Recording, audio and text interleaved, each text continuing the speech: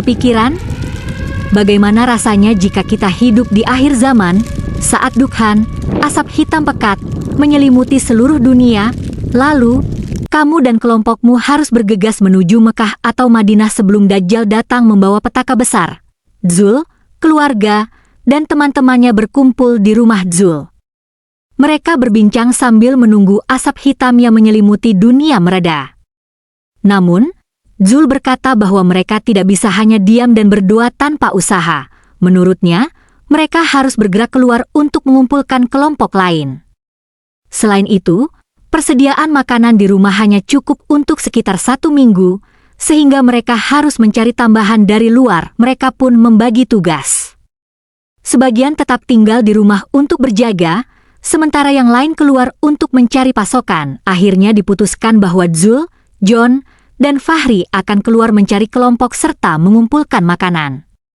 Sementara itu, yang lain tetap berada di rumah. Febri berpesan agar mereka membawakan aki mobil dalam jumlah banyak, kabel, serta komponen tambahan untuk merakit pembangkit listrik sederhana.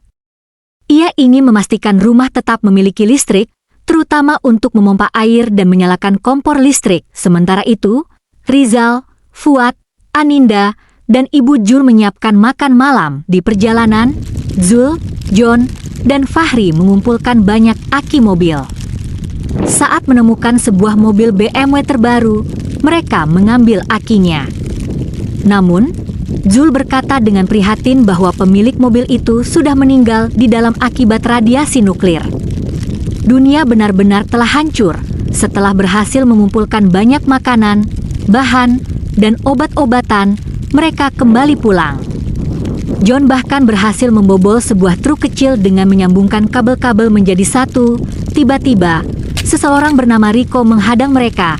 "Serahkan truk dan seluruh isi box itu kepada kami, atau mati," ancamnya. Dengan gerakan cepat, John menggunakan teknik tertentu untuk mematahkan tangan Rico. Rico sempat menekan pelatuk pistolnya, namun beruntung tembakannya hanya mengenai kaca truk. John berkata dengan tegas bahwa ia beruntung bertemu Zul yang melarangnya membunuh. Ia kemudian bertanya dari mana Rico mendapatkan pistol tersebut. Rico menjawab bahwa ia mengambilnya dari seorang polisi yang telah mati di jalan. Zul dan Fahri pun mengenali Rico. Mereka terkejut bertemu kembali di tengah kekacauan ini. Zul mencoba menenangkan situasi. Ia mengajak mereka untuk bekerja sama dan pergi ke Timur Tengah bersama, menuju Mekah atau Madinah sebelum Dajjal muncul. Ia meyakinkan bahwa Tuhan akan membimbing mereka, dan mereka bisa bertahan hidup tanpa harus saling melukai. Zul meminta John untuk melepaskan Rico, namun Rico justru memukuli Zul hingga terjatuh di jalan. Dalam kemarahannya, Rico berkata bahwa ia sudah tidak percaya lagi kepada Tuhan sejak keluarganya dibunuh. Melihat situasi yang semakin buruk, John terpaksa menembak kaki Rico.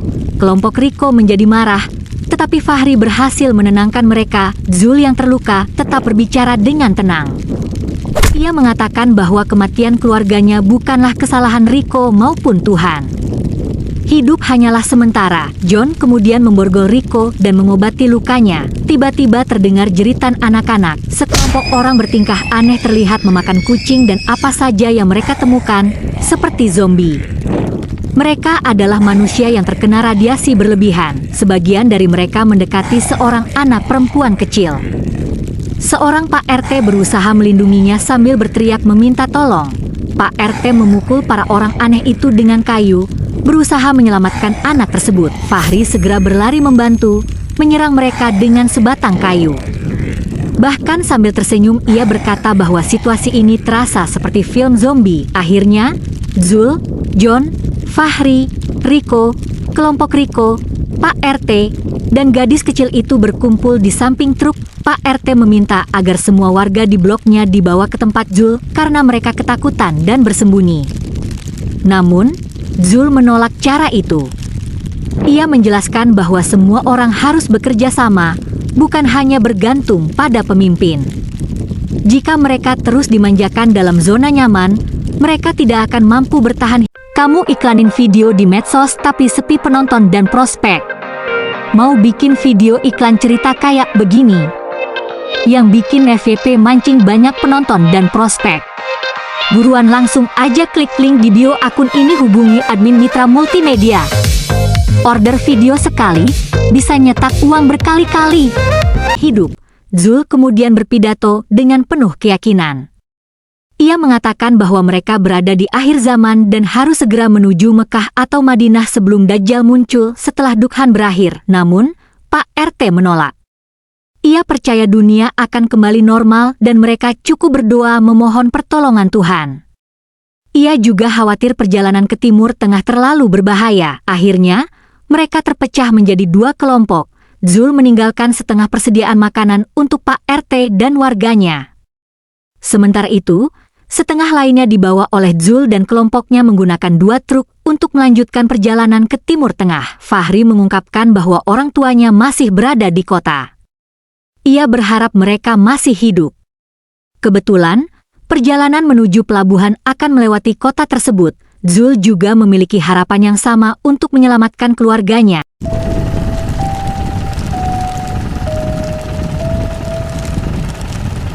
Namun saat tiba di rumah kerabat Zul, ia hanya menemukan mayat keluarganya dan para tetangga yang diduga tewas akibat radiasi nuklir. Mereka pun melanjutkan perjalanan menuju kota.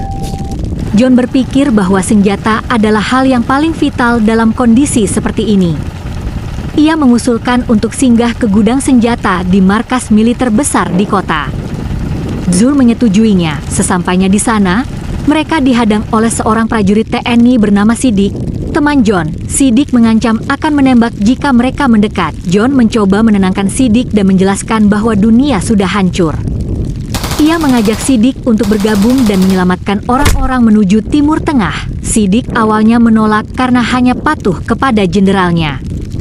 Namun akhirnya ia menyadari bahwa sistem sudah runtuh. Ia pun setuju bergabung dan membawa persenjataan dari gudang. Setelah itu, mereka menuju rumah orang tua Fahri. Fahri dan Aninda menangis histeris.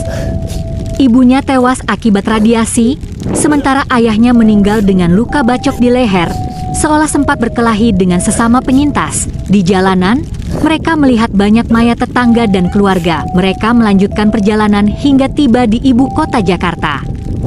Kota itu tampak seperti kota mati, dipenuhi asap dan kehancuran. Tiba-tiba, sekelompok pasukan SWAT muncul dan menyerang mereka. Zul dan kelompoknya tidak tinggal diam. Mereka membalas dengan senjata api yang mereka dapatkan dari gudang militer. Fahri bahkan berkata bahwa pengalaman bermain game tembak-menembak ternyata berguna di dunia nyata. Setelah itu, mereka melanjutkan perjalanan hingga tiba di pelabuhan. John dengan percaya diri mendekati dua anggota TNI sambil mengangkat tangan dan memperkenalkan dirinya sebagai Sersan Mayor Angkatan Laut. Namun tiba-tiba, Sidik menembak kedua anggota tersebut. John memuji ketegasan Sidik. Sayangnya, Sidik kemudian tertembak di lengannya. Ternyata penyerang berada di atas menara.